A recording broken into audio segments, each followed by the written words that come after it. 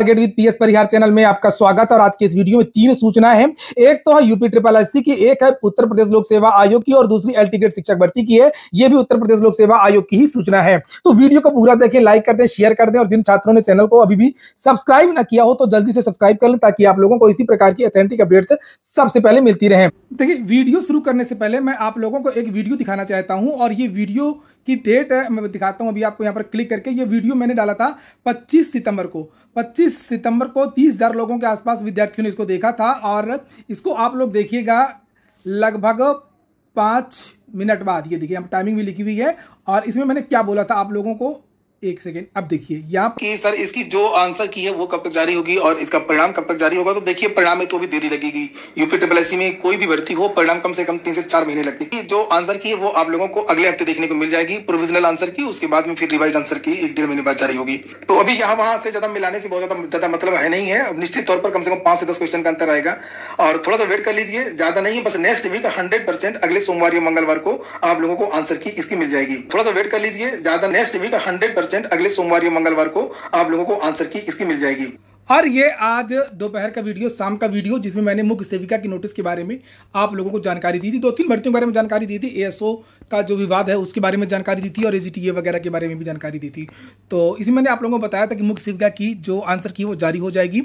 25 तारीख की वीडियो में बताया था, जिस दिन एग्जाम होता है उसके दूसरे दिन ही मैंने बता दिया था कि अभी वेट ना करिए, 2-4 दिन नहीं आएगी, मंगलवार को जारी होगी। सोमवार की ज़्यादा संभावना मंगलवार को। तो आज है मंगलवार और आज इसकी नोटिस जारी हो गई। तो हमेशा की तरह सबसे पहले सबसे सटीक सूचनाएं आपको इस चैनल से मिलती हैं और इसलिए आप लोग वीडियो को जो है लाइक अवश्य कर लें और सब्सक्राइब भी कर लें नए छात्र। तो यहाँ पर इसमें लिखा हुआ कि इसकी जो मास्टर आंसर की है वो जारी कर दी गई है। आप लोग जाकर के अपना लॉगिन आईडी वगैरह में जाकर इसको चेक कर सकते हैं। और एक चीज़ यहाँ पर और बताई गई है कि संबंधित अभ्यर्थियों को यह भी सूचित किया जाता है कि वे उपयुक्त लिंक के माध्यम से अपनी आपत्ति ऑनलाइन दर्ज करा सकते हैं।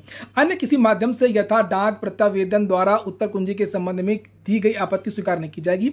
सूच्य है कि आपत्ति दर्ज करने की अंतिम तिथि 12 अक्टूबर है। तो अगर किसी उत्तर में विवाद है या आपको ऑब्जेक्शन करना है तो आप लोग इसके लिए आपत्ति भी दर्ज करा सकते हैं। लास्ट डेट यहाँ पर 12 अक्टूबर ही बताई गई है, बहुत कम समय दिया गया है। उसके बाद में रिवाइज आंसर की और उसके बाद में आपका परिणाम जारी होगा। तो ये क्रम है और यहाँ पर ये प्रथम पाली की जो लिंक है यहाँ पर दे दी गई। द्वितीय पाली की जो परीक्षा हुई थी 24 सितंबर को, उसकी भी लिंक दे दी है। तो आप लोग जाकर के इसको मास्टर आंसर की से मिला लीजिए।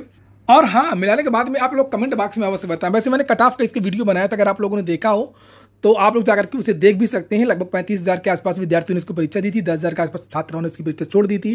पेपर टफ था, बेशक बहुत टफ तो नहीं था, लेकिन हाँ टफ की स्टेडी में इसको रखा जा सकता है और एग्जैक्ट कट ऑफ अब पता चलेगी। क्योंकि देखिए, आंसर की जब जारी होती है ना, निश्चित तौर पर कुछ ना कुछ आपको अंतर देखने को मिलता है। ज्यादातर विद्यार्थियों के नंबर घटते हैं। लोग कहते हैं घटिया बढ़ते हैं, नहीं, ज्यादा 80% विद्यार्थियों के जो नंबर होते हैं वो घटते हैं। और चूंकि वो अच्छी तरीके से मिला नहीं पाते हैं, उनको सारा मटेरियल मिल नहीं पाता है, मिल भी जाता है तो यूपी ट्रिपल एससी नहीं मानता। यूपी ट्रिपल एससी क्या मानता है, ये हमारे लिए ज़्यादा महत्वपूर्ण होता है। यूपी ट्रिपल एससी से मिला करके आप लोग बताइए कमेंट में, फिर बनाएंगे एक अलग से वीडियो 1-2 दिन बाद, तुरंत नहीं। दूसरी सूचना है आप लोगों की, एलटी ग्रेड की बिग न्यूज है। शिक्षा मंत्री से मुलाकात करेंगे छात्र। छात्रों की तरफ से प्रेस विज्ञप्ति जारी की गई है। कल विद्यार्थी जा रहे हैं लखनऊ और अधिकारियों से बातचीत हुई है, मिलने का समय मिल गया है छात्रों को। छात्रों का ये कहना है कि अब यहाँ पर चक्कर लगाने से प्रयागराज में कुछ होगा नहीं, अधिकारियों के पास जाओ। अधिकारी बार बार वही निश्चित से जवाब देते हैं, कभी 15 दिन बाद आइए, कभी 10 दिन बाद आइए, कभी छात्रों की तरफ से बड़ी बड़ी जीत का दावा कर दिया जाता है और होता कुछ नहीं है। एक जाएंगे विद्यार्थी, ज्ञापन वहां पर जमा होगा, मोहर मार दी जाएगी, ज्ञापन की फोटो वायरल हो जाएगी। तो विद्यार्थियों को यह कहना है कि अब इसके लिए लखनऊ जाना होगा और शासन से शिकायत करनी होगी उत्तर प्रदेश लोक सेवा आयोग की। तो ये विज्ञप्ति है, आप लोग इसको देखिए। सभी प्रयास ठीक है, विद्यार्थी हर तरीके के प्रयास कर रहे हैं, हर जगह प्रयास कर रहे हैं। तो ये देख सकते हैं, ये प्रेस विज्ञप्ति जारी हुई है प्रतियोगी छात्र प्रतिनिधि मंडल की तरफ से, शीतला प्रसाद ओझा की तरफ से। उत्तर प्रदेश शिक्षा सेवा चयन आयोग अधिनियम 2023 और LTGIC प्रवक्ता के नए विज्ञापन को लेकर के प्रतियोगी छात्र प्रतिनिधि मंडल का शिष्टमंडल लखनऊ माध्यमिक शिक्षा मंत्री गुलाब देवी जी से कल मुलाकात होगी और उनसे स्पष्ट वार्ता के लिए कल प्रयागराज से गंगा गोमती एक्सप्रेस से लखनऊ के लिए टीम रवाना हो जाएगी। दिनांक 4 अक्टूबर को माध्यमिक शिक्षा मंत्री महोदय से मुलाकात होगी। कब शिक्षा सेवा चयन आयोग का गठन होगा, कब सदस्य और अध्यक्ष आएंगे, कब LTJIC प्रवक्ता का विज्ञापन जारी होगा, TGT PGT विज्ञापन वर्ष 2022 की परीक्षा कब तक हो सकती है, कब चयन बोर्ड का पोर्टल खुलेगा, असिस्टेंट प्रोफेसर भर्ती की परीक्षा कब होगी, कब प्रतियोगी छात्रों को ओवर एज आयु सीमा में छूट मिलेगी कि नहीं मिलेगी, कब विज्ञापन वर्ष 2016 विज्ञापन वर्ष 2021 की बची हुई सीटों के लिए लिस्ट जारी होगी, द्वितीय माननीय डिवीजन बेंच का जो आदेश आया है।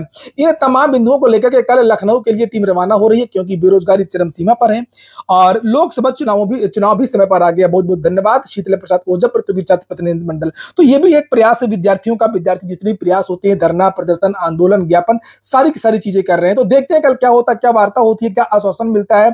खासतौर से उत्सुकता नए आयोग को लेकर के है, LT के लिए तो जो चल ही रहा है, और देखते हैं क्या होता है। अगली सूचना भी उत्तर प्रदेश लोक सेवा आयोग की है। कुछ दिन पहले आप लोगों ने समाचार पत्रों के माध्यम से सुना होगा कि उत्तर प्रदेश लोक सेवा आयोग एक ऐसी पहल करने जा रहा है जिसमें जो विद्यार्थी PCS 2022 से ये शुरू होगा, जो विद्यार्थी PCS का साक्षात्कार दे चुके हैं, अगर वे चाहते हैं तो उनको निजी क्षेत्र में मौका दिया जाएगा। इन विद्यार्थियों का डाटाबेस तैयार किया जाएगा। डाटाबेस तैयार करने के बाद में वो डाटाबेस निजी कंपनियों को दिया जाएगा और निजी कंपनियां जो ऐसे फेलियर जो छात्र हैं PCS 2022 के योग्य छात्र हैं, क्योंकि सीटें कम होने के कारण उन विद्यार्थियों का चयन नहीं हो पाया, तो एक तरीके से वो अयोग्य नहीं है। यही अगर पद बड़े होते तो इन विद्यार्थियों को चयन हो जाता। भाई कोई भी छात्र अयोग्य नहीं होता है, जो यहां तक आता है तो कोई भी छात्र वो अयोग्य नहीं होता है। भाई आप खुद सोचिए कि कहीं पर मान लीजिए 300 सीटें हैं, भाई सीटें अगर 600 हो जाती या 1000 हो जाती तो ये पूरे के पूरे छात्र जितने हैं उनको चयन हो जाता कि नहीं हो जाता? ये सारे नायब तहसीलदार, SDM, डिप्टी SP वगैरह बन जाते। तो पदों की वजह से, पदों की कमी की वजह से, यानी कारणों की वजह से जो विद्यार्थी बाहर हुए हैं, तो ऐसे योग्य छात्रों को एक और मौका दिया जा रहा है निजी क्षेत्र में। तो उसके लिए इन विद्यार्थियों से आवेदन मांगे गए थे, जो विद्यार्थी साक्षात्कार दे चुके थे, कि आप इच्छुक हैं कि नहीं है। तो अगर आप इच्छुक हैं तो फिर आपको मौका दिया जाएगा। तो 30 जुलाई तक इसकी लास्ट डेट थी। विद्यार्थियों ने अपना, जिनको निजी क्षेत्र में जाना था, जिनकी इच्छा थी कि हाँ हम जाएंगे, हम करेंगे, और जिन विद्यार्थियों को PCS में ही लगे रहना वो लगे हैं, वो भी लगे हैं। तो इन विद्यार्थियों का डाटा बेस है कि जिसे आप लोग देख सकते हैं, ये सूची तैयार हो चुकी है। पूरी सूची है, काफी लंबी फाइल। आप लोग ये देखिए, 54 पेज की फाइल है ये। सभी विद्यार्थियों के यहाँ पर नाम है, जैसे ये इच्छा मिश्रा, फादर्स नेम में कृपा शंकर, ये डेट ऑफ बर्थ वगैरह सारी चीजें, ईमेल ID वगैरह उपलब्ध कराई गई है। और इसके बाद में कंपनियां इनसे कॉन्टेक्ट करेंगी डायरेक्ट, जैसे भी होगा, और ईमेल के माध्यम से बाकी सब चीजें होंगी। तो ये डाटा बेस तैयार किया है और अब इसके द्वारा इन विद्यार्थियों को अब निजी क्षेत्र में मौका दिया जाएगा। ऐसा UPSC में पहले से था, मैं आपको बता दूं, UPSC में ऐसा पहले से था, और ये UPPSC उत्तर प्रदेश लोक सेवा आयोग ने इसको अब शुरू किया है 2022 से। ठीक है, अच्छी बात है, बहुत बढ़िया बात है। नहीं तो इन कोचिंगों में पढ़ाने के अलावा कोई दूसरा विकल्प नहीं था इन विद्यार्थियों को, जबकि पढ़ाने के साथ साथ में इनके अंदर बहुत ज्यादा प्रशासनिक क्षमता, अन्य क्षमताएं भी होती हैं। तो अब इनको खुल करके निखरने का मौका मिलेगा।